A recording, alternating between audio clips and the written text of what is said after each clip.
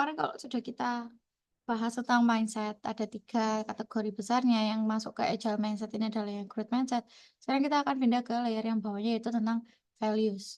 Jadi kemarin kan di tugasnya kan saya minta untuk mencari tentang agile manifesto ya.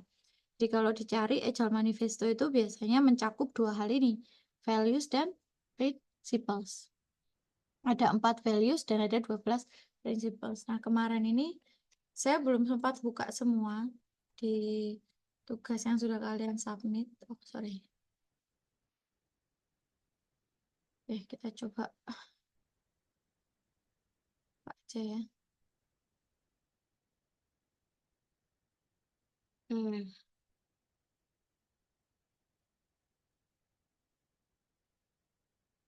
Masih 56 dari dari berapa ya? 90-an kalau nggak salah yang harusnya join ya. Oke, kita coba saya random aja ya. Hmm. Oke.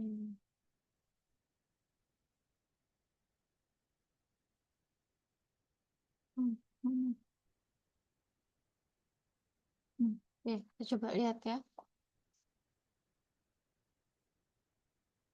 4 values dan 12 prinsipal ya tadi saya sebutkan. Jadi manifesto itu biasanya atau kalau penjelasannya itu berisi dari 2 elemen ini, yaitu ada 4 values dan 12 prinsipal.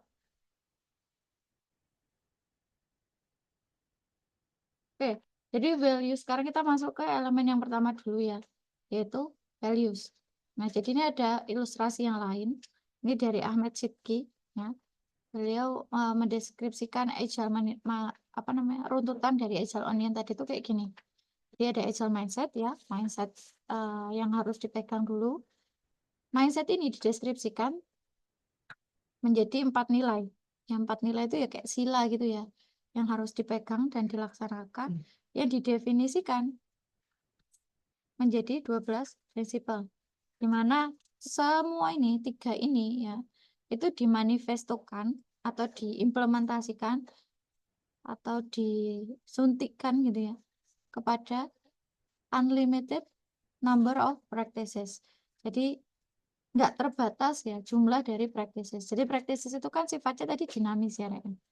Dinamis itu artinya dia bisa saja sewaktu-waktu nambah. Nambahnya pun bisa jadi nggak cuma 1, 2, tapi bisa banyak. Misalkan teman-teman di sini nanti ada Mas Hoirul Yani mau bikin satu practices, satu framework gitu ya. Framework yang mengimplementasikan mindset, values, dan prinsipnya Agile. Oke, mengimplementasikan 3 fundamentalnya Agile. Terus dikasih nama, misalkan frameworknya Yani gitu ya. Nah, itu juga boleh, silahkan. Itu selama memang sesuai dengan fundamentalnya. Jadi memang practices atau framework-framework yang ada di sini, ini kalau kalian lihat ini sifatnya unlimited. Jadi bisa nambah gitu ya. Jadi practice itu kalau dikumpulkan, ya sekian banyak practice dikumpulkan jadi satu, di wrap, dibungkus, ya jadi suatu kerangka kerja, itu biasanya kita sebut sebagai framework. Framework itu kan kerangka kerja ya, di mana kerangka kerja itu kan ada isiannya, itu kan ada bulir-bulir apa namanya SOP kah, praktek kerja kah, aturan-aturan gitu ya, yang harus diikuti ketika menggunakan framework tersebut. Ini berlaku dalam hal apapun ya, framework kerja, misalkan kalian berproses di satu tim, kerja bersama tim, kerja di satu perusahaan, cara kerjanya pakai framework apa misalkan, oke? Atau secara teknologi, misalkan teman-teman pakai di web application gitu ya, dunia web programming, misalkan pakai framework Laravel. Kalau zaman saya kuliah dulu ada CI gitu ya. Itu framework yang di dalamnya itu ada kumpulan-kumpulan, ada role-nya, ada praktisnya gitu kan. Yang dibungkus jadi satu. Kalau kita mau pakai cara yang kayak gitu, berarti kita sedang menggunakan framework tersebut. Itu namanya framework. Ya, jadi kalau misalkan teman-teman nanti bikin startup sendiri, ada yang mungkin sudah bikin software sendiri, kemudian punya cara kerja sendiri gitu ya, kerangka kerja sendiri, terus kalian wrap itu menjadi satu kesatuan. Oke, nah itu disebut sebagai framework. Ketika framework itu mengimplementasikan fundamentalnya Agile, maka itu sangat possible untuk masuk ke bagian dari frameworknya Agile. Oke, jadi praktis ini, makanya kenapa dia dibilang tadi dinamis di yang bagian Agile Onions ini. Ya, praktis, tools, proses, teknologi itu semuanya sangat mudah untuk berubah, sangat cepat perubahannya, dan sangat dinamis. Oke?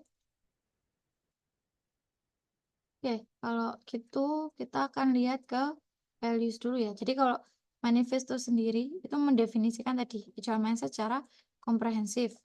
Nah, coba kita lihat ada 4 nilai ya kalau kita bicara manifesto yang 4 values-nya dulu. Ada yang pertama namanya individual and interaction over process and tools. Kemudian ada working software over comprehensive documentation. Ya, terus ada customer collaboration over contract negotiation. Sama yang terakhir adalah responding to change over following a plan. Jadi kalau teman-teman lihat di sini, ini ada keywordnya yaitu over di sini ya. Over. Dimana over yang dimaksud di sini adalah dibandingkan daripada, gitu ya. Jadi individual and interaction daripada process and tools. Artinya dibandingkan yang sisi kanan sini, itu yang sisi kiri ini lebih penting. Tapi hati-hati, over di sini itu tidak sama dengan no. Ya, ini over ini itu tidak sama dengan gimana ya? Tidak sama dengan no. Jadi proses and tools ini apakah kemudian nggak penting, Bu? Katanya yang penting kiri ini, individual interaction. Berarti apakah proses and tools ini nggak penting? Kan. Ini tetap penting, tapi ketika ini dibandingkan, ya proses dan tools dibandingkan individual dan interaction, maka individual dan interaction itu lebih penting dibandingkan proses dan tools. Sama halnya nomor 2, working software. Working software itu apa ya? Software yang bekerja. Bekerja kalau artian bekerjanya di sini adalah ya dia bisa dipakai. Works, ya. Aplikasinya works, jalan, bisa dipakai. Oke, jadi dibuka ya bisa dipakai. Orang lihat ini aplikasi apa? Gojek. Oh, Gojek buat apa? Pesan apa? Pesan Gojek, pesan ojek online. Ya sampai bisa pesan ojek online. Nah, itu namanya work. Bekerja aplikasinya. Ya, dibandingkan comprehensive documentation, dokumentasi yang terlalu komprehensif. Oke, yang nomor 3 adalah namanya customer collaboration. Apa customer collaboration? Yaitu customer collaboration over contract negotiation.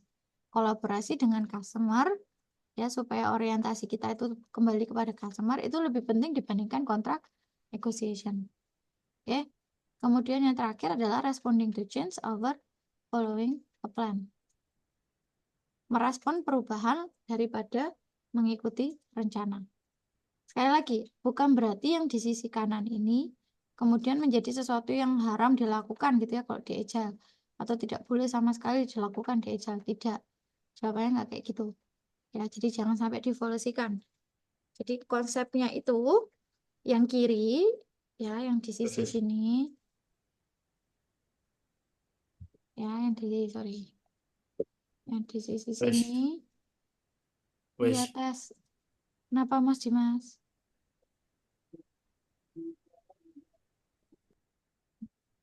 Oke, saya lanjut ya. Yang di sisi sini itu bukannya kemudian harus, yang di sisi sini nggak harus gitu ya. Enggak. Jawabannya yang di sini itu lebih penting daripada yang di sini. Yang kiri lebih penting daripada yang kanan. Jadi bisa saja tetap dibutuhkan, jelas kita perlu memilih proses dan tools yang mau dipakai. Ya kan? Kita perlu tuh nyiapkan, kita mau pakai tools apa, proses yang dilakukan kita pakai framework apa, tech stack-nya pakai apa. Itu apakah kemudian nggak boleh dilakukan di Agile, Bu? Apakah itu nggak penting di Agile? Penting. Tapi sebelum kita bicara itu, ya sebelum kita bicara tech stack-nya apa, teknologi yang mau dipakai apa, kalian mau pakai bahasa pemrograman apa, framework-nya apa, tools-nya apa, itu kita harus bicarakan dulu dan siapkan dulu tentang individu dan interaction. Apa maksudnya individu dan interaction? Individu dan interaction itu ya people-nya dulu, Rek. Jadi individu ya individu secara arti sebenarnya, individu ya orangnya dulu, ya individual, kualitas dari orangnya dulu, either itu kualitas soft skill-nya maupun kualitas karakter orangnya, dan juga kualitas dari hard skill yang dibutuhkan sama timnya kalian. Itu harus disiapkan dulu. Kemudian kalau ini sudah siap, baru kemudian interaction, individual and interaction. Apa yang dimaksud interaction? Interaction ini ya individu ketemu individu yang lain. Bisa jadi satu orang di dalam timnya itu tadi bersama anggota tim yang lain. Bisa jadi dia dengan orang di luar timnya, entah itu siapapun ya, stakeholder kah, user kah, kliennya kah. Nah, itu dia juga harus siap melakukan interaksi. Jadi nggak boleh kemudian dia hanya beranggapan bahwa saya bisa kerja sendiri, yang lain nggak perlu apa namanya, nggak perlu tahu, nggak perlu bantu, cukup saya aja yang ngerjakan sendiri, saya bisa handle sendiri. Nah, kualitas orang yang harus siap secara individu dan interaksinya itu dulu yang harus dipentingkan. Baru kemudian kita bicara tentang proses dan tools apa yang mau dipakai. Oke. Nah, itu baru kemudian dijadikan apa namanya, pembahasan. Karena sifatnya gini, yang namanya individu, kualitas individu itu nggak bisa ditawar, ya. Nggak bisa ditawar. Bayangkan ketika kalian punya teman atau punya anggota tim yang sifatnya itu misalkan apa ya, kalau karakternya jelek itu misalkan nggak amanah, kasih tugas nggak dikerjakan, kasih tugas ditinggal apa namanya, healing gitu ya, diajak diajak ngerjakan bareng nggak mau, ditanya iya ada kendala apa kok nggak selesai-selesai, jawabnya nggak ada, tapi kerjanya nggak selesai-selesai. Apakah itu masalah dari proses dan tools yang dipakai? Enggak, itu masalah dari individunya. Masalah yang kayak gitu itu nggak bisa ditawar, itu harus dibenerin dulu. Beda halnya dengan kalau kita bicara tools, teknologi, proses. Ketika kita pakai tools tertentu, di luar faktor yang kita inginkan atau kita bisa kendalikan, bisa jadi tiba-tiba tools itu obsolete. Tiba-tiba teknologi tersebut deprecated, udah nggak available lagi dipakai. Ya kan? Itu sangat mungkin terjadi. Sehingga di situ adanya perubahan dan eh, apa namanya, pilihan yang banyak, opsi yang banyak, itu bisa menjadi pilihan. Tapi kalau dari sisi individu dan interaction nggak bisa, ya, nggak bisa dipilih. Wajib mutlak hukumnya. Individu dan interaksinya harus beres dulu. Kalau proses dan tools ini teknologi yang satu nggak bisa, kita bisa pakai teknologi yang lain opsinya. Bahkan satu teknologi dengan teknologi yang lain itu punya pro dan kontra masing-masing. Tinggal kita pertimbangkan mau pakai yang mana. Tapi hati-hati, meskipun ini bukan sesuatu yang fundamental, kalau teknologinya pakai apapun, misalkan teman-teman ngoding apa mobile gitu ya, mau pakai Flutter, mau pakai Kotlin, mau pakai Tapi native kamu ya, suka baca buku ya? apapun itu pilihannya. Kalau sudah dipilih setelah ditimbang apa namanya, dipertimbangkan gitu ya, oh ini kita kayaknya butuhnya pakai yang ini, disesuaikan dengan kebutuhan yang mau dikembangkan. Ketika sudah disepakati pakai proses atau tools tertentu, nah itu jadi kesepakatan bersama, yang dimana yang lain itu yang nggak bisa kemudian di tengah-tengah seenaknya ganti. Oke, jadi proses dan tools itu memang bukan sifatnya fundamental, tapi ketika sudah disepakati ya harus apa namanya, dipegang gitu ya, kesepakatannya secara bersama. Semua tim harus berkomitmen terhadap pilihan yang sudah ditentukan tadi. Tapi kalau individu dan interaction ini susah obatnya. Ya, yang satu nggak amanah tadi, terus temennya yang lain suka bohong, temennya yang lain suka telat, ya temennya yang lain nggak mau kerja sama sama orang lain, senengannya kerja sendiri. Kalau diajak diskusi susah. Terus gimana? Apakah kalian punya opsi? Oke, kalau gitu nggak usah kamu, ganti kamu yang lain. Ganti kamu yang lain nggak ada habisnya. Ya makanya harus disiapkan dulu individu dan interaksinya. People first. Oke? Karena kalian adalah core-nya. Orang-orang yang membuat, ibaratnya kalau kalian bikin kue, bikin apapun, masak gitu ya. Terlepas dari kamu pakai panci merek apa, wajan merek apa, kompor merek apa gitu kan. Sutil. Sutil itu bahasa Indonesia apa? Sutil ya, sutil ya. Spatula. Apa itu bahasanya? Ya, pakai itu. Mereknya apa, bahannya apa, terus harganya berapa gitu ya. Tapi kalau orangnya, misal gitu ya, orangnya nggak amanah gitu misalkan, wes pokoknya masak gitu ya, kalian punya resto, terus kalian punya chef yang tukang masaknya itu orangnya nggak amanah, mau kalian kasih apa peralatan masak semewah apapun, tapi orangnya nggak amanah, wes kerja seenaknya, ya datangnya telat, pulangnya duluan, terus suka bohong. Apakah berguna itu wajan-wajan mahalmu tadi? Ya, sutil-sutil mahalmu tadi itu apakah kemudian bisa berguna? Enggak. Oke, sebaliknya kalau misalkan kalian punya tim atau punya orang-orang yang bekerja bersama orang-orang yang tadi karakternya bagus, orangnya juga senang belajar, jadi secara nggak langsung hard skill-nya pun juga jadi bagus. Mau kalian kasih wajan yang wis harga pasaran gitu lah ya, nggak terlalu mahal-mahal. Dia nggak akan menjadikan itu sebagai alasan untuk kemudian tidak bekerja secara maksimal, jadi males-malesan. Wah ini pancinya jelek, wajannya jelek, wis nggak usah kerja. Nah itu masalah karakter. Makanya individu dan interaction yang harus disiapkan dulu. Kualitas individu dan kualitas dia siap berinteraksi dengan individu yang lain harus disiapkan. Tapi kualitas individu itu bukan bicara hanya satu aspek soft skill-nya aja, hard skill-nya aja, karakternya aja, tapi sifatnya N. Ya, relasinya itu adalah N. Meskipun secara bobot gitu ya, ibaratnya kalau dari banyak testimoni pun kalian juga saya yakin pasti pernah mendengar gitu ya. Yang namanya hard skill itu cenderung akan lebih cepat dipelajari dibandingkan belajar atau membentuk karakter seseorang. Yang dimaksud di manifesto pertama ini, itu kualitas baik itu secara hard skill maupun soft skill dan karakternya sebenarnya. Tapi percaya nggak percaya, waktu yang dibutuhkan untuk membentuk karakter seseorang itu relatif sih, relevan lagi, relatif lebih lama dibandingkan mempelajari hard skill tertentu. Makanya banyak sekali orang-orang sekarang yang ibaratnya lebih selektif gitu ya. Industri sekarang lebih selektif dalam memilih pekerja atau orang yang akan dia rekrut karena aspek kurang kurang baiknya kualitas karakter dan soft skill dari seseorang itu impact-nya jauh lebih besar daripada kurangnya kualitas dari sisi hard skill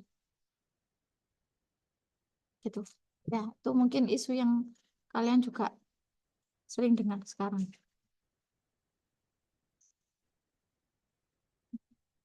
Oke.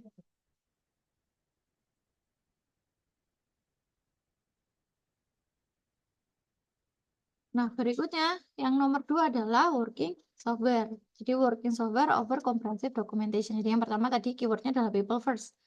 Nah, yang kedua adalah working software. Coba saya mau lihat yang punya lainnya.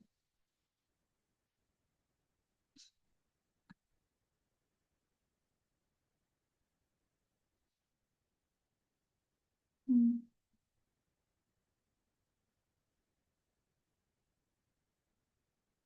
Oh, itu oke.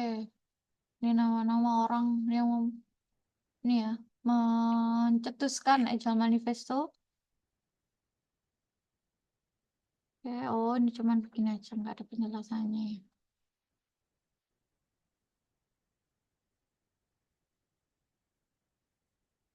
Nah, ini malah cuma 8 poin. Hmm,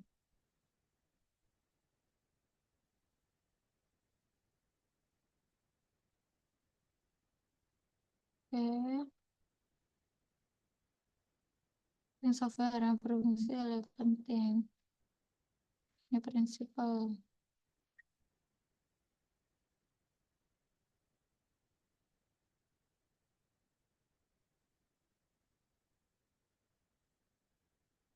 Eh, jadi maksudnya manifesto atau value yang kedua ini ya, ketika bicara tentang working software, itu artinya aplikasi yang berjalan.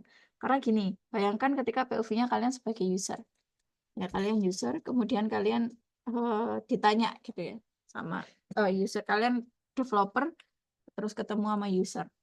Terus kalian cerita, atau kalian lagi mau minta feedback, minta review ke usernya. Terus kalian cerita, saya mau, ini ada aplikasi namanya Gojek. Nanti bisa pesan ojek dari mana aja. Pakai HP aja, nanti ojeknya datang jemput, terus nanti diantar sesuai tujuan yang diinginkan. Cara pesannya gimana? Cara pesannya gini, gini, gini. Terus kalian tunjukkan dalam bentuk activity diagram. Apakah usernya akan kebayang? Tentunya tidak. Yang dibutuhkan supaya dia punya bayangan atau gambaran apa? Ya, working software. Kalian tunjukkan kayak gini loh maksudnya, softwarenya, aplikasinya. Oke. Hal yang lain adalah seringkali kalau kita pakai pendekatan yang tradisional, ketika itu pendekatan tradisional tadi dipakai, untuk khususnya ya, case-nya adalah aplikasi yang sifatnya itu produk, maka waktu yang dihabiskan untuk membuat desain, analisa, requirement, dan segala macam dokumentasi tadi, itu cenderung lebih banyak waktu yang dihabiskan ketimbang waktu yang dihabiskan untuk implementasi atau pengembangan dari aplikasi yang dibuat tadi. Artinya implementasi yang ngodingnya, mengerjakan si working software-nya. Oke, yang akhirnya ini tuh menyebabkan potensi adanya burnout di akhir. Ya, jadi boiling frog di akhir. Ketika udah mau waktunya tinggal dikit baru mulai ngoding. Tapi mulai ngodingnya karena waktunya udah dikit deket sama deadline, akhirnya apa? Wis nggak tidur sampai nggak apa namanya nggak makan segala macam gitu ya untuk ngejar deadline tadi. Nah, itu yang terjadi. Sehingga kalau di Agile, yang diutamakan itu adalah working software-nya ketimbang comprehensive documentation, dokumentasi yang komprehensif. Tapi sekali lagi, apakah dokumentasi itu nggak boleh, Bu? Boleh. Selama itu tidak menghalangi implementasi dari working software-nya. Jadi kalau kalian kebanyakan bikin dokumen dan ternyata akhirnya waktu kalian untuk ngejakan si software-nya tadi, untuk ngebuat software-nya tadi itu jadi lebih sedikit, dan akhirnya kalian keteteran untuk bikin software-nya tadi, nah, maka di situ hati-hati berarti kalian sudah melanggar dari value yang kedua ini. Oke, jadi dokumen itu sangat boleh. Boleh sekali. Ada beberapa bahkan yang wajib ada dokumen. Apalagi kalau kalian bikin aplikasi yang menyangkut biasa itu dua hal. Satu nyawa, dua uangnya orang atau asetnya orang. Itu jelas harus ada dokumentasi yang jelas. Harus ada dokumentasi yang transparan. Ini alurnya kayak gimana. Jangan kemudian tiba-tiba ngasih resep. Ini algoritmanya, modelnya dari mana kok tiba-tiba keluar resep itu, resepnya dibeli, diminum sama orang, terus orangnya meninggal lah. Itu harus jelas ya, pokoknya yang menyangkut biasanya itu nyawa gitu ya, kesehatan orang lain atau user, dan juga aset biasanya. Itu yang wajib ada dokumentasinya. Jadi working software ini bisa dicapai dengan incremental dan iterative development. Di Agile itu ada konsep namanya iteratif dan incremental. Ya, jadi dibuat dengan cepat, early delivery, ya, jadi bisa dikirimkan kepada user dalam waktu yang singkat atau sedini mungkin. Nah, supaya yang dibuat tadi itu kan kalau cepet-cepetan ibaratnya gitu ya, harus cepet nih di-deliver ke usernya. Artinya kan mungkin nggak bisa banyak. Dari aplikasi yang dibuat tuh mungkin secara fungsionalnya nggak bisa banyak. Atau mungkin kualitasnya nggak terlalu bagus misalkan. Nah, maka ada konsep yang kedua namanya iteratif. Jadi incremental dan iteratif. Iteratif ini bicara tentang continuous improvement. Perbaikan yang berkelanjutan. Jadi improvement yang berkelanjutan. Jadi cepat terus diperbaiki, cepat diperbaiki, cepat diperbaiki, gitu ibaratnya. Ya, cycle-nya pendek, tapi ada working software-nya, ada aplikasi yang kemudian bisa dicoba dan dipakai langsung sama user. Nah, usernya ngasih feedback, cepat dikembangkan lagi, cepat dikembangkan lagi. Kayak gitu. Oke. Nah, yang ketiga, ini bicara tentang customer collaboration over contract negotiation. Jadi kontrak negosiasi, negosiasi kontrak. Apakah nggak boleh buat ada negosiasi kontrak? Bisa jadi boleh, tergantung case produk atau aplikasi yang dikembangkan. Ya, bisa jadi harus ada kontrak yang apa ibaratnya menandai gitu ya, secara hitam di atas putih gitu. Boleh jadi ada. Tapi kalau di Agile Money Value yang ketiga ini bicara tentang orientasi kita itu pada customer. Sehingga kita tuh harus kolaborasi sama customer. Jadi jangan jadikan customer itu orang bodoh yang nggak tahu apa-apa yang kemudian wes kamu terima aja, apapun yang kita bikin, wes kamu pakai aja. Nggak bisa kayak gitu. Melainkan jadikan mereka sebagai seorang kolaborator. Bahkan ada salah satu framework di Agile yang menjadikan user itu sebagai sit-in developer. Jadi mereka, si user tadi, itu ikut duduk dalam proses development, meskipun dia nggak ngoding. Supaya kolaborasinya tadi antara developer sama customer atau sama user ini, itu bisa berjalan lebih intens, lebih cepat. Oke, jadi jangan pandang customer itu sebagai orang, "Yus, kamu terima aja apa adanya, aku yang paling tahu apa yang bagus dan yang apa namanya cocok untuk dibuat, terus kamu terima aja." Nggak bisa kayak gitu, melainkan kita harus kolaborasi. Oke, jadi kita kolaborasi biasanya dengan apa? Dengan feedback.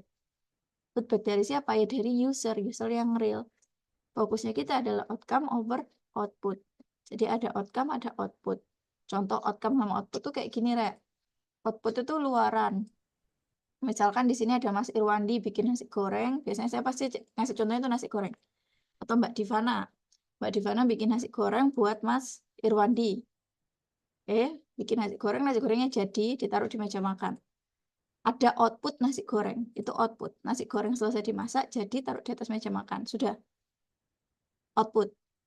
Ketika nasi goreng itu bertahan di meja makan sampai besok, gitu ya ibaratnya, nggak ada yang makan, maka itu berhenti sampai di output. Ketika ditanya, kamu tadi masak outputnya apa? Outputnya nasi goreng. Jadi, mana outputnya nasi goreng di atas meja? Oke. Nah, terus outcome itu apa? Outcome itu ketika nasi tadi yang ada di atas meja tadi dimakan sama Mas Irwandi kenyang. Oke, Mas Irwandinya kenyang. Maka itu sudah jadi outcome. Beda ya, output sama outcome. Nah, biasanya kalau kita lempar ini ke sifatnya itu produksi gitu ya. Ketika kita ngebuat sesuatu nasi goreng tadi, kita bikin hanya berdasarkan asumsi gitu ya. Oh, kayaknya Irwandi ini lapar deh. Terus kayaknya dia suka di nasi goreng. Coba tak bikin nasi goreng, kata Mbak Divana. Bikinkan nasi goreng. Jadi keluar. Ternyata Mas Irwandi baru makan tadi, habis makan gado-gado sebelumnya sampai rumah. Posisi nggak lapar. Terus ternyata dia nggak suka nasi goreng. Apa yang terjadi terhadap outputnya? Ya berhenti di situ, bahkan jadi sebuah kesia-siaan. Oke, supaya orientasinya itu nggak hanya berdasar output. Oke, outputnya jadi, nasi gorengnya jadi. Hasil dia masak, Mbak Davina tadi masak, apakah jadi sesuatu? Jadi nasi goreng. Tapi terus nasi gorengnya jadi apa? Nggak jadi apa-apa, cuma berhenti di output. Nah, supaya nggak berhenti di output, makanya harus customer collaboration. Tanya Mbak Divana ke Mas Irwandi, udah makan belum? Mau makan apa? Contoh ini ya, sama kayak ke user. Kan namanya user review, user riset gitu ya. Oh, kamu lagi apa? Kamu sekarang kesusahannya apa? Kuliah di PES apa yang susah? Terus kalau susah kayak gitu, kamu biasanya ngapain? Terus kamu pengennya apa? Nah, itu semua ya feedback dan review kayak dan hasil kayak gitu itu dikelola supaya itu bisa jadi bahan kalian ngebuat sesuatu itu nggak berdasarkan asumsi. Makanya perlu kolaborasi sama customer. Gitu ya, itu yang dimaksud di manifesto ketiga. Nah, manifesto yang keempat, yang terakhir adalah responding to change over following a plan. Jadi daripada mengikuti rencana aja, kita itu juga harus respon terhadap perubahan. Rencana apakah nggak boleh ada kalau gitu, Bu? Kita harus responding aja sama perubahan gitu. Ya enggak, tetap harus punya rencana. Tapi ketika rencana itu dijalankan, ya namanya manusia hanya bisa berencana. Kalau di tengah-tengah jalan ternyata ada sesuatu yang membuat kita harus melakukan perubahan, maka harus berubah.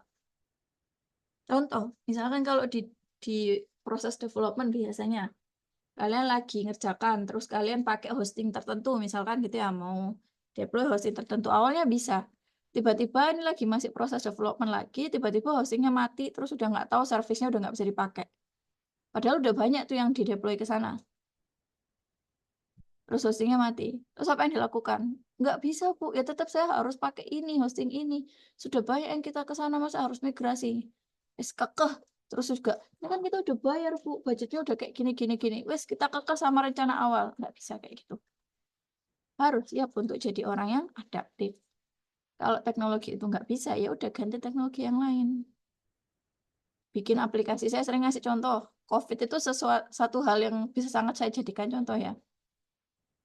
Kalian punya aplikasi atau lagi ngembangkan aplikasi travel misalkan Traveloka, Agoda, Trip.com dan macam-macam lah pokoknya. Oke, terus kalian udah rencanakan nih bulan depan kita mau rilis ini fitur baru atau rilis ini program baru misalkan promo untuk staycation atau promo untuk penerbangan domestik dan internasional misalnya gitu. Daya kok tiba-tiba 2 minggu kemudian lockdown. COVID datang. Padahal bulan depan direncanakan untuk rilis fitur tadi. Apa yang harus dilakukan? Kan itu sudah direncanakan. Harus tetap rilis dong, bla bla bla bla bla. Apakah gitu? Jelas jawabannya? Enggak. Ya, jadi kita harus siap responnya sama segala macam perubahan, baik itu dari perubahan teknologi maupun tren ataupun juga respon dari customer. Ya, makanya kenapa yang nomor 3 tadi itu jadi penting, karena untuk ngerespon perubahan tadi sebisa mungkin itu perubahan yang kita respon tadi itu benar adanya, benar dibutuhkan gitu ya perubahan tadi berdasarkan apa ya? Berdasarkan dari kolaborasi terhadap bersama customer. Nah, itu yang disebutkan di 4 value yang sudah ada di Agile Manifesto. Ya, jadi yang pertama tadi individual and interaction over process and tools, working software over comprehensive documentation, customer collaboration over contract negotiation, sama responding to change over following a plan. Yaitu manifestonya ya. Sampai di sini dulu. Ada pertanyaan?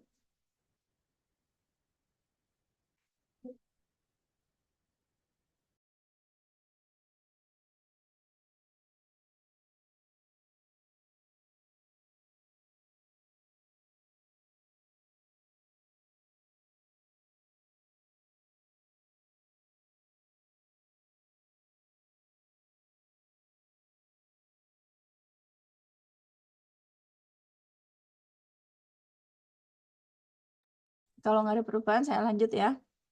Jadi pembahasan manifesto itu cuma 4 memang, tapi ini sangat krusial ya, Rek ya.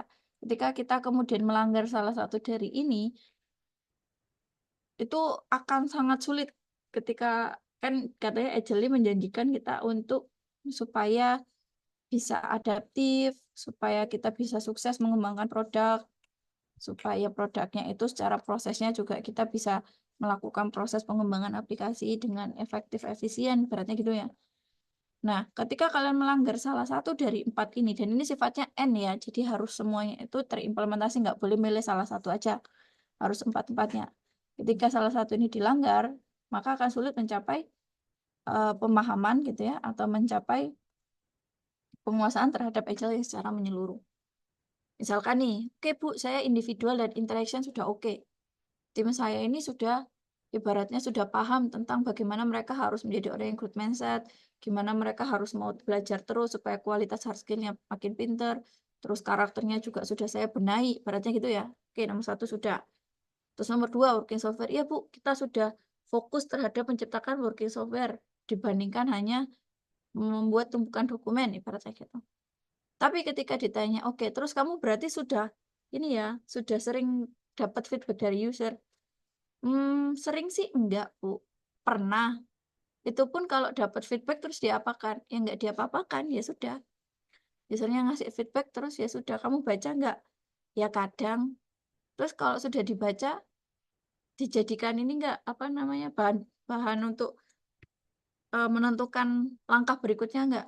Enggak sih, Bu. Ya wis langkah berikutnya apa kata developernya aja. Nah, berarti kan melanggar salah satu dari 4 ini. Yang nomor 3 dilanggar. Apakah itu bisa tercapai agile yang secara benar tadi? Jawabannya enggak. Ya, sifatnya itu harus N. 1, 2, 3, 4 itu semuanya harus terimplementasi dan terlaksana. Oke. Termasuk misalkan, oke Bu, saya sudah mendengarkan apa kata user. Saya sudah minta feedback dari real user. Terus kalau usernya ngomong apa itu kita juga sudah jadikan itu sebagai pertimbangan. Terus ketika ditanya, oh ternyata terus usernya ada yang nggak suka nih sama yang kamu bikin sekarang. Atau ternyata yang ini kok kayak usernya nggak relevan. Terus kalian denial. Ah enggak Bu, itu customernya aja yang nggak tahu Bu. Cuma usernya aja yang goblok atau semacamnya gitu misalkan.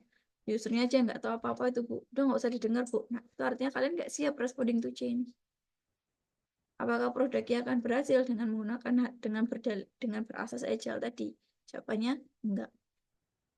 Nah, seringkali beberapa oknum gitu ya, mereka mengatasnamakan sudah pakai agile, kemudian prosesnya nggak berjalan lancar ataupun produknya nggak berhasil. Kemudian yang disalahkan adalah ini karena saya pakai agile kemarin. Karena agile itu kayak gini gini gini gini. Nah, ketika ketika dibahas gitu ya, gimana caranya kamu menggunakan agile? Gimana caranya tim kamu menyebut timmu agile itu karena apa? Indikasinya apa? Terus mereka kayak, ya saya mah tiap hari pokoknya ketemu, ngobrol sama tim. Terus kalau di agile itu kan ada yang namanya framework Scrum ya, mungkin teman-teman pernah dengar. Saya tiap hari juga daily Scrum, sama teman-teman tiap hari meeting. Terus juga saya ngerjakan aplikasinya tiap tiap tiap bulan ada reviewnya, atau tiap 2 minggu sekali mesti ada review produknya. Terus kalau sudah review diapakan? Ya nggak diapa-apakan, ya cuma review aja. Nah, berarti kan ada yang dilanggar. Apa itu? Customer collaboration-nya. Karena cuma review, terus hasil reviewnya nggak diapa-apakan. Oke, nah terus ketika produknya nggak berhasil, yang disalahkan agile-nya. Karena pakai agile. Nah, itu hati-hati. Ya, jadi harus dipahami bahwa ini semua sifatnya N. Kalau mau berhasil ya harus dipakai sepaket. Nggak boleh dipakai setengah-setengah terus enaknya sendiri. Oke. Nah, di sini ada salah satu matriks ya yang dibuat sama SimHive Group tentang indikasi kesiapan seorang developer ya, people khususnya dalam menjalankan agile.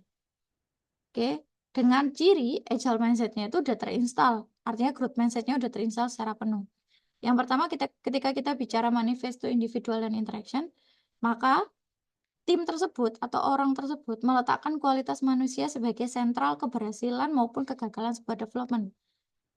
Oke, jadi ketika proses development menciptakan satu produk, output keluaran tadi itu berhasil di pasar, outcome-nya juga berhasil, orang-orang banyak yang suka, banyak yang pakai, bahkan banyak yang mau beli, maka pusat keberhasilannya itu bukan tentang, oh iya karena kita kemarin pakai teknologi ini, karena kemarin kita pakai tech stack ini, bukan, tapi karena yang ngerjakan itu adalah orang-orang yang punya kualitas kayak gini.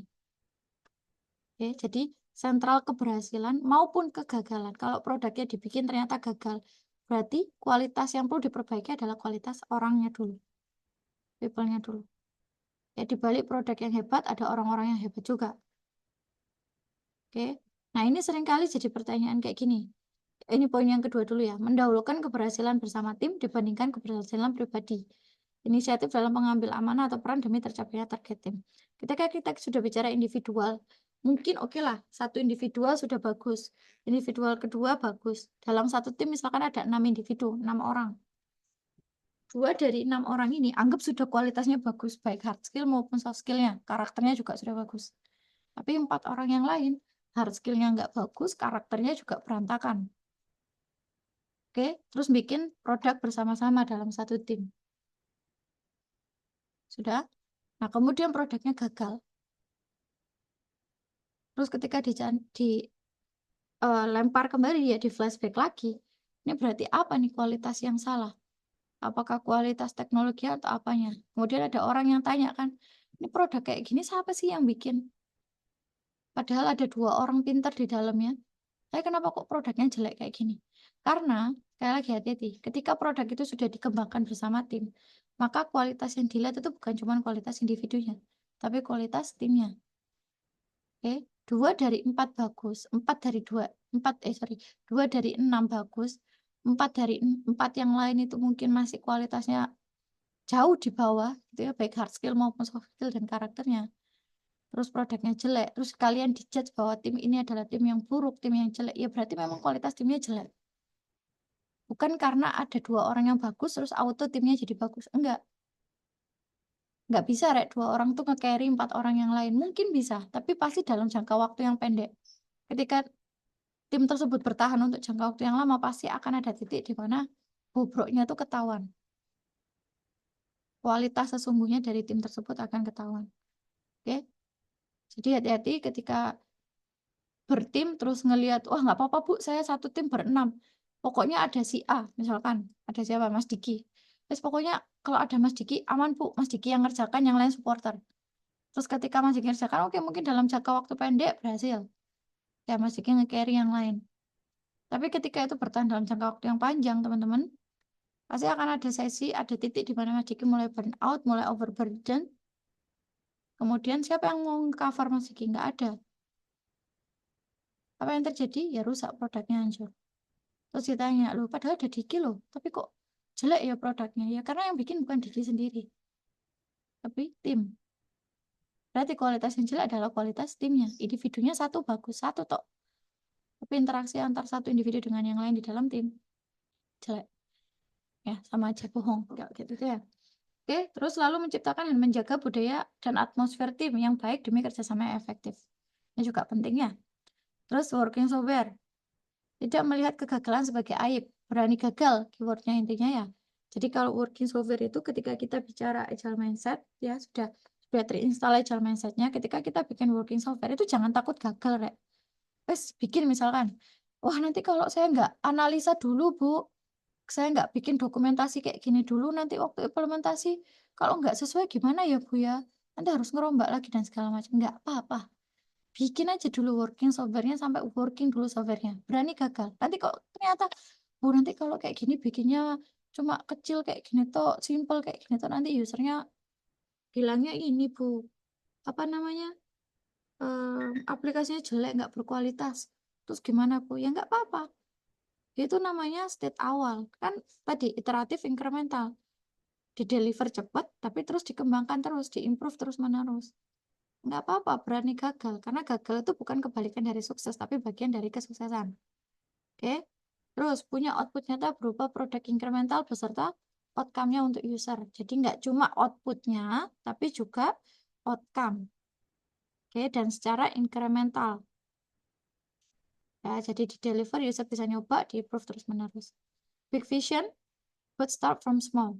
Jadi boleh kita punya visi yang besar. Oh, saya mau bikin aplikasi Gojek dulu gitu ya. Bikin aplikasi kayak, oh bisa gini, bisa gitu, dan segala macam. Tapi apakah langsung dalam satu kali jalan dibikin semua fitur kayak gitu? Di Agile tidak. Start from small. Smallnya ini kayak gimana ngambilnya? Nanti kita belajar. Ada beberapa konsep ya, misalkan kayak MVP, terus prototype, kayak gitu-gitu ya. Jadi smallnya nanti gimana caranya start from smallnya ini dilakukan, nanti kita juga pelajari. Oke? Terus selalu menumbuhkan apa yang sudah berjalan secara konsisten dan iteratif. Jadi harus konsisten. Oke, kemudian customer collaboration tadi ya over contract negotiation harus punya empati dan selalu melakukan validasi kepada user. Dari setiap ide, lo Bu, tadi katanya semua harus apa kata user. Kan kadang ada Bu, banyak user yang kalau ditanya, kamu maunya apa, pengennya apa? Jawabnya nggak tahu, nggak paham saya. Terus gimana Bu? Jawabannya adalah kalian sebagai developer boleh memberikan ide, ya boleh memberikan usulan, tapi harus divalidasi. Kan kalian bikin satu aplikasi, terus ini kayaknya kalau ada fitur ini enak nih, atau kayaknya cocok kalau ditambahin fitur ini. Oh, ini kayaknya kalau ada tampilannya kayak gini nih bagus. Nah, kayaknya kalian yang di otak kalian tadi itu harus divalidasi ke user. Ketika usernya bilang, enggak kayak gitu. Enggak kayak gini. Nah, itu kalian juga harus siap. Ya. Terus mendahulukan preferensi user dibandingkan preferensi diri sendiri. User-centered over self-interest. Terus ada usernya bilang, kayak gini enggak bagus kayak gini. Misalkan kalian sebagai mahasiswa yang usianya udah 20-an mungkin ya, atau belasan. Belasan sampai ke 20-an mungkin. Bikin desain yang simple kayak gini ya, warnanya puyeh-puyeh, pastel, custom, dan segala macam. Dan apa saturasinya rendah. Terus kalian bikin aplikasi buat anak-anak PAUD, anak-anak TK. Terus mereka bilang, kok nggak bagus, jelek. Terus kata kalian, ini tuh sudah bagus, warnanya kayak gini, penataannya simple. Tapi kata anak-anak TK sama PAUD, enggak, jelek. Siapa yang didahulukan? Ya jelas usernya. Oke, segmen user kalian yang harus didengarkan dulu dibandingkan preferensi diri sendiri. Terus harus mengambil langkah berdasarkan fakta dan data real dibandingkan asumsi. Oke, makanya customer kolaborasi tadi itu untuk mendapatkan data tadi, Rek. Terus responding to change itu melihat segala perubahan keadaan, kejadian nggak terduga, bahkan sebuah masalah yang datang itu dengan rasa syukur. Untung ada COVID. Kalau nggak ada COVID, saya nggak bisa kuliah online pakai Zoom kayak gini. Ya, dulu itu pakai apa ya dulu? Itu aja terbatas. Sekarang Zoom udah makin bagus gitu ya.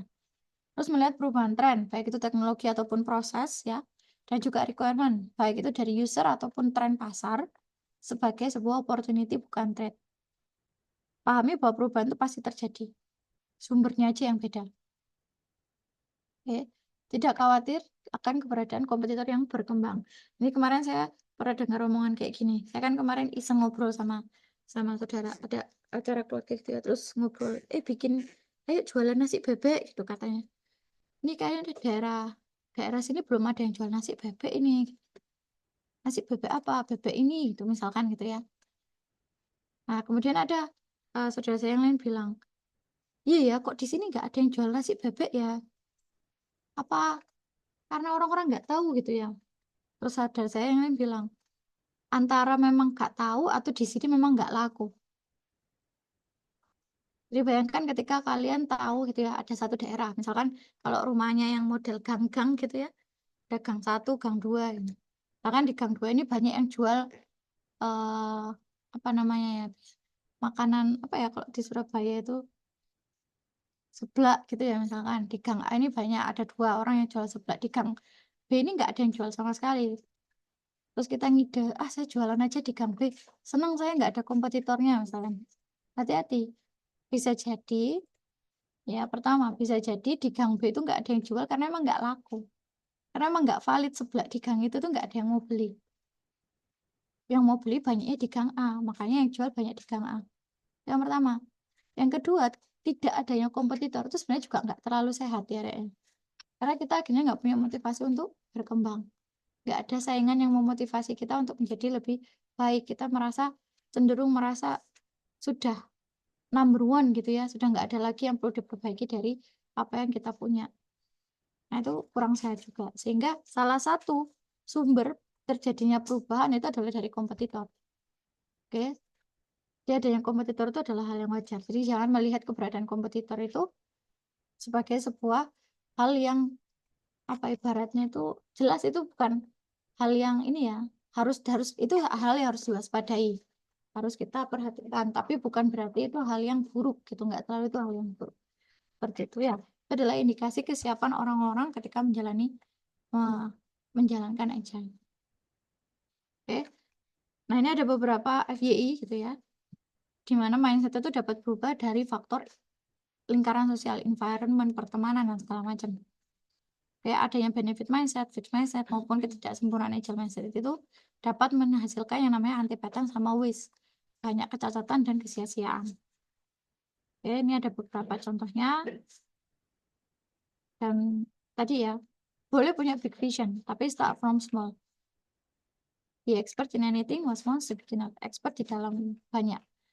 Apapun itu bidangnya, itu pasti awalnya mereka adalah seorang pemula. Mereka pasti pernah menjadi seorang pemula. Gitu ya. Oke, jadi itu mungkin yang bisa saya sampaikan untuk materi hari ini. Ada pertanyaan kah sampai di sini?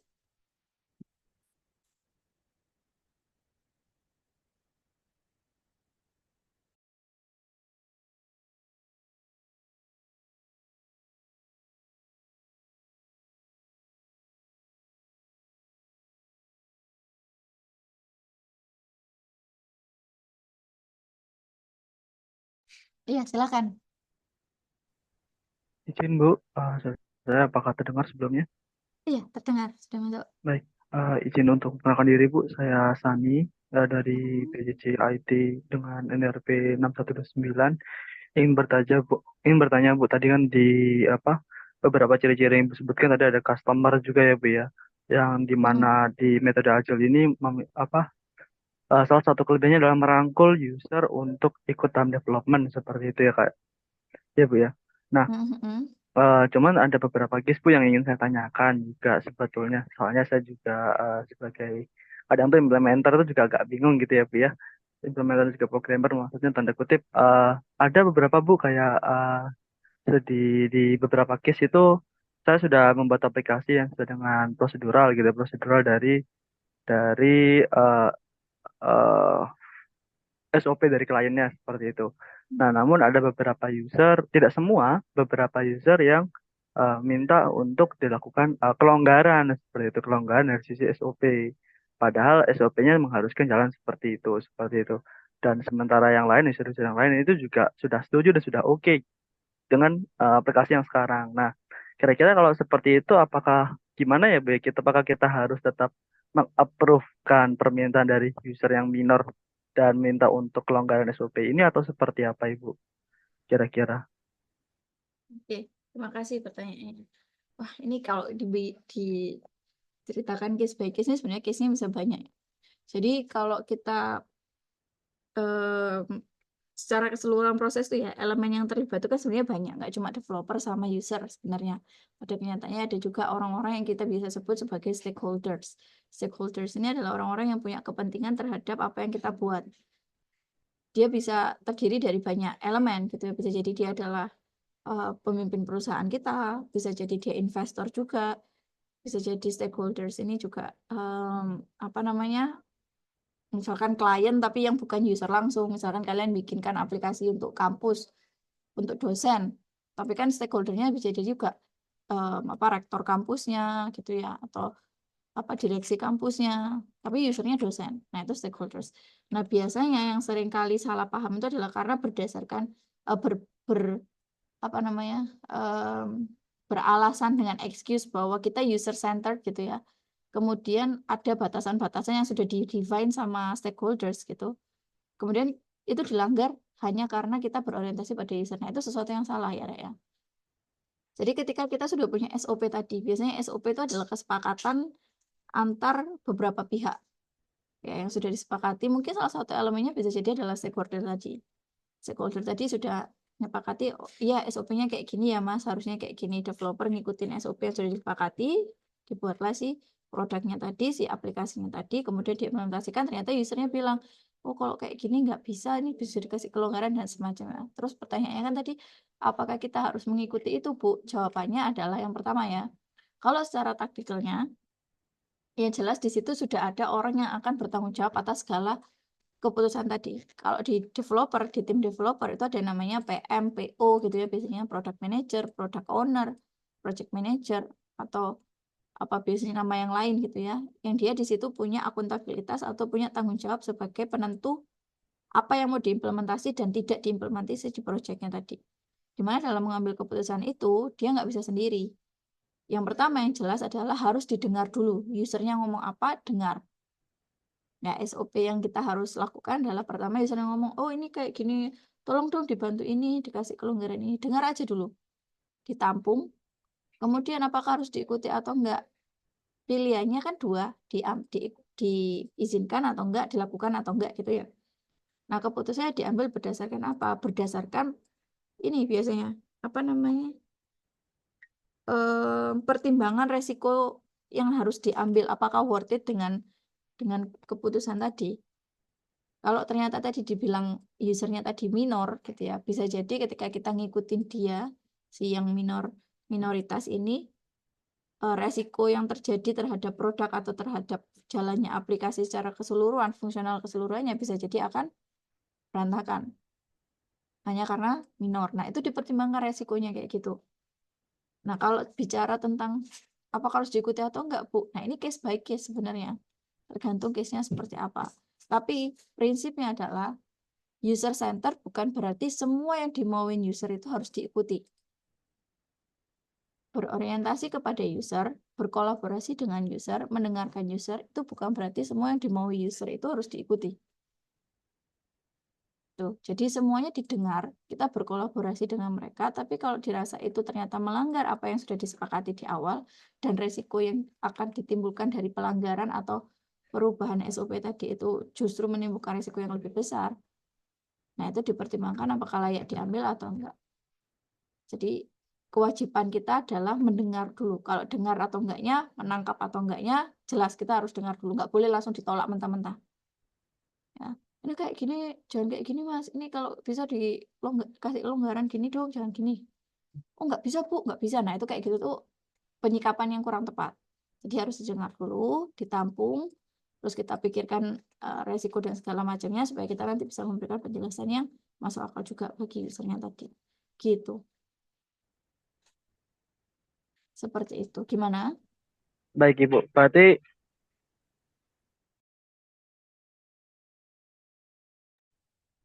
baik, mohon izin Ibu. Berarti dapat disimpulkan dari jawaban tadi adalah kita tetap kembalikan keputusan itu ke stakeholder dan juga perlu ada diskusi dengan stakeholder-stakeholder lain ya Bu ya. Apakah ini menjadi polemik untuk case-case lain atau tidak? Seperti itu ya Bu ya berarti ya. Betul, Baik betul. Ibu. Terima kasih Ibu. Oke, sama-sama. Adakah pertanyaan yang lain?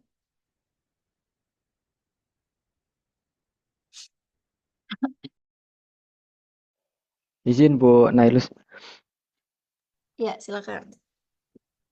Terkait nilai utama tadi Bu yang Agile Manifesto, ini menarik Bu. Yang pertama itu interaksi, yang kedua dokumentasi, ketiga kolaborasi, yang keempat yang terakhir itu adalah merespon perubahan secara cepat atau kontinuitasnya harus kita respon dengan cepat. Nah, keempat ini Bu, yang saya lihat itu mulai dari sebelum mengembangkan aplikasi, proses mengembangkan sebuah sistem, bahkan setelah sistem itu jadi, harus ada agile di situ Bu. Makanya seorang QA atau Quality Assurance itu harus benar-benar memahami konsep agile. Karena kita meskipun kita agile-nya baik dalam artian kita menggunakan sistem agile saat proses dengan tim kita, eh, terus aplikasi itu atau sistem itu jadi, ya, yang artinya setelah aplikasi itu jadi kita nggak serta-merta meninggalkan ataupun ya sudah lepas gitu. Kita sebagai vendor ya sudah kita tanggung jawab kita selesai, kita berikan ke stakeholder ataupun dari usernya. Melainkan saya pikir setelah kita membuat aplikasi perlu adanya maintenance melalui agile itu Bu. Karena nggak berhenti di output melainkan juga di outcome dengan caranya yaitu pendampingan daripada sistem itu untuk memonitor Bu. Mungkin seperti itu Bu ya, karena Iya, agile nggak hanya berhenti di proses saja, melainkan sistem itu jadi, agile itu harus tetap dilakukan. Mungkin itu Pak. betul Siap. sekali. Ya, terima kasih Mas Diki. Iya, jadi sebenarnya gini ya. Kemarin kan saya sudah bahas sempat bedanya project sama produk kan ya. Jadi kalau secara kita bicara agile secara metodologi, practice, framework kayak Scrum, Kanban, Lean dan kawan-kawan itu memang ada eh, apa ibaratnya ya, pilihan. Jadi apakah ini cocok untuk project kita, apakah ini cocok untuk produk kita, apakah ini cocok untuk dilakukan ketika kita bikin aplikasi yang sifatnya project, apakah ini yang sifatnya produk cocok apa enggak. Nah, itu kan perlu dipertimbangkan kayak gitu ya. Tapi kalau sifatnya yang fundamental ya, yang manifesto tadi, baik itu boleh dari mindset sebenarnya, mindset, value sama prinsipal. Meskipun kalian mau bikin itu sifatnya project maupun produk, ini sangat possible untuk diimplementasikan. Contohnya tadi, kalau kita bicara project, kan ada timeline yang harus diikuti ya. Jadi kapan ini aplikasi harus selesai di develop, terus kapan ini harus dilempar ke user, nanti sisanya maintenance gitu kan ya. Nggak ada pengembangan yang sifatnya secara konstan terus menerus gitu kan nggak ada. Tapi apakah manifest ini nggak bisa dipakai? Sangat bisa. Selama proses developmentnya ya kita dengarkan, oh usernya ngasih masukan kayak gini. Kalau bisa selama mengerjakan project itu jangan ketemu sama user cuma di awal sama di akhir. Di sela-sela kita juga ketemu sama user, kita validasi. Jangan untuk mencegah supaya kalau kita udah terlanjur bikin bonggolan besar dari satu aplikasi, ternyata usernya ngasih feedbacknya itu di area-area yang kita kembangkan dari awal, ternyata itu aja udah nggak relevan.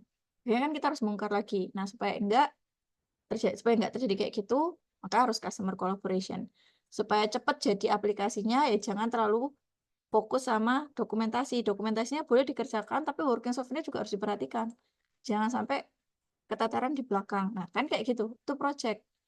Manifesto, prinsip, sama mindset itu bisa dipakai di mana aja karena sifatnya fundamental. Fundamental itu sangat bisa dipakai dan diimplementasikan di banyak bidang. Bahkan saya pun di pendidikan juga sama. Customer collaboration-nya tinggal diganti. Customer-nya kalau kalian aplikasi, customer-nya user. Kalau saya customer-nya adalah kalian, mahasiswa. Saya ngajar kayak gini, tiba-tiba mahasiswanya bilang, Bu, materinya kurang jelas. Padahal saya sudah punya rencana nih.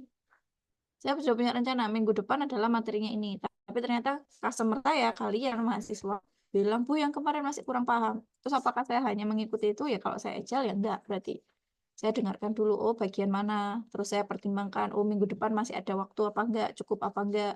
Harus saya deliver di kelas atau bisa saya kasih materi di luar kelas. Nah, itu bisa diimplementasinya di mana aja kalau agile yang fundamental. Mindset, principle, sama values. Tapi kalau yang framework practice itu memang spesifik, kalian tergantung kondisinya, kalian mau implementasinya di project yang kayak apa, produk yang kayak apa, itu tinggal dipilih sesuai sama kebutuhan kalian. Oke, silakan. Ini siapa lagi yang tanya nih? Ada lagi? Oke, silakan. Mohon izin Bu, Mm-mm, ini saya Bu orang yang sama dengan pertanyaan pertama. mm-mm, Ya, saya Sani Bu. NRP 63162 629 Bu, NR belakang saya. mm-mm, Saya ingin bertanya Bu, ini mungkin sedikit spesifik ke spesial-spesial case saja ya Bu ya. Soalnya saya juga masih belum memahami dalam tanda kutip penggunaan agen manufaktur yang betul-betul terintegrasi yang dengan sangat-sangat uh, efisien gitu Bu maksudnya. Nah, soalnya saya sendiri masih bingung juga kayak kira-kira kalau dengan Agile Manufacture tadi itu Bu, kira-kira untuk mensupport software development atau pengembangan aplikasi yang biasanya itu kan kalau di software itu kan deadline-nya mepet-mepet Bu.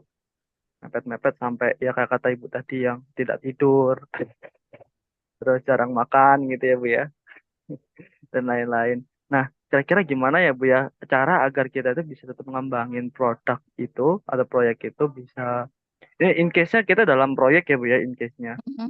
eh, bisa menyelesaikan sesuai dengan deadline dan juga dengan tanpa pengorbanan kualitas gitu Bu atau apa ya bilangnya ya Bu ya tidak ada penurunan penurunan kualitas produk gitu dari sisi untuk ke usernya juga gitu. Gimana ya Bu kira-kira solusinya Bu?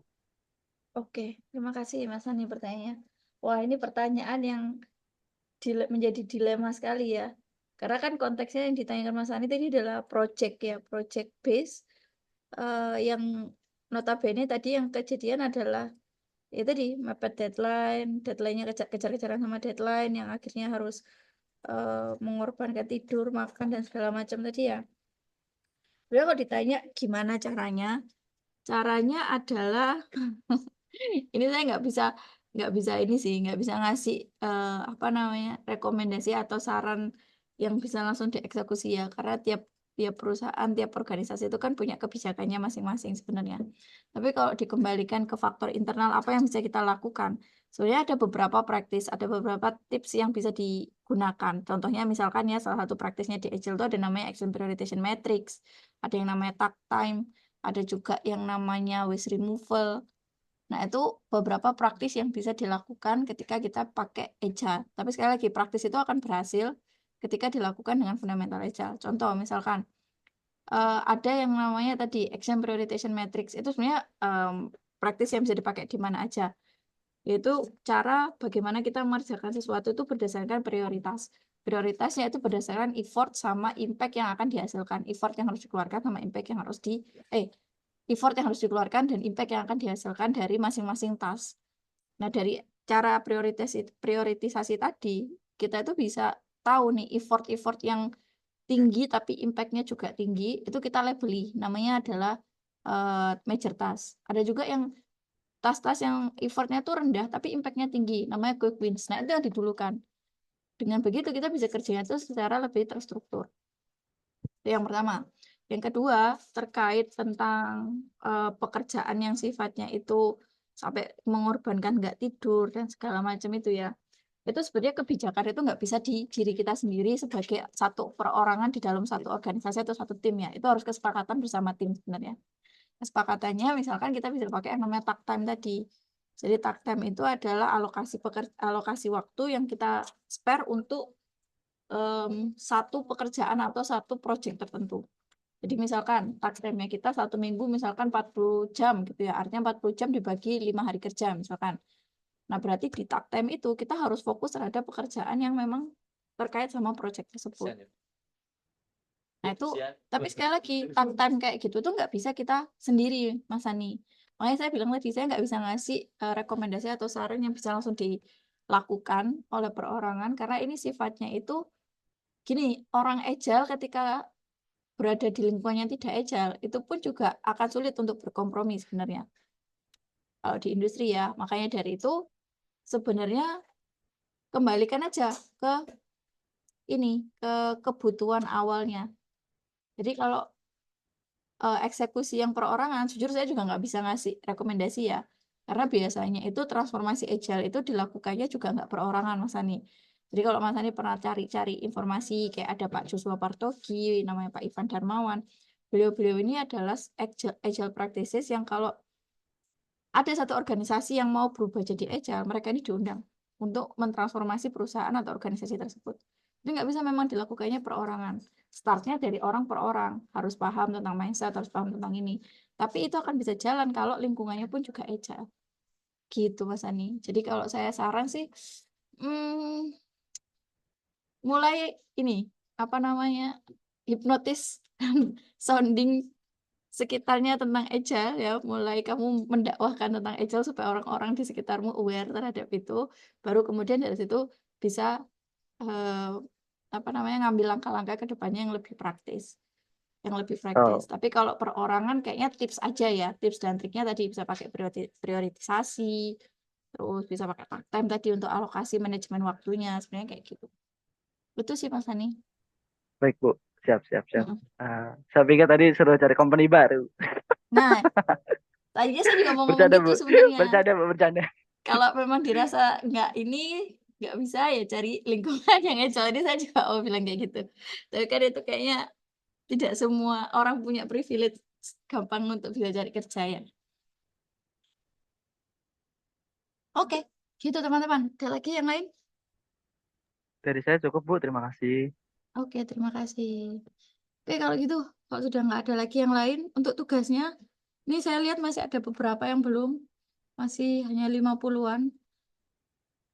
Untuk tugasnya saya tunggu sampai jam 6 ya. Yang lebih dari jam 6 mungkin nanti nggak saya inputkan, nggak saya inikan rekap. Jadi silakan yang masih mau mengumpulkan tugas untuk pertemuan kemarin, saya tunggu sampai jam 6 ya. Untuk hari ini saya cukupkan. Terima kasih. Insya Allah kita ketemu minggu depan ya.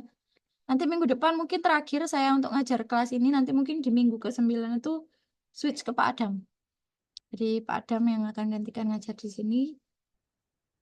Tapi beliau ada di sebelah saya, jadi saya akan tahu juga sebenarnya beliau ngajar apa. Nanti di 2 minggu lagi kemungkinan nanti akan digantikan oleh Pak Adam. Oke, begitu ya teman-teman. Terima kasih untuk hari ini. Sampai ketemu lagi. Assalamualaikum warahmatullahi wabarakatuh. Kita absen satu Waalaikumsalam. kali lagi ya.